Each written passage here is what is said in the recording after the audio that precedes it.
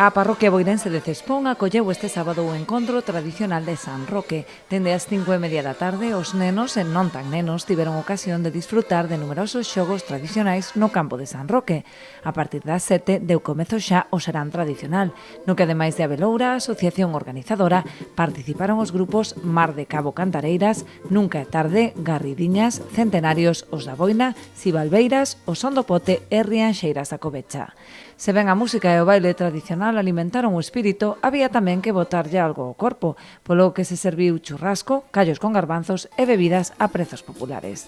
Así, os numerosos asistentes colleron folgos para desfrutar da xornada que se prolongou ata ben entrada a noite, cos concertos de abril e os gaiteiros de Río de Anxo.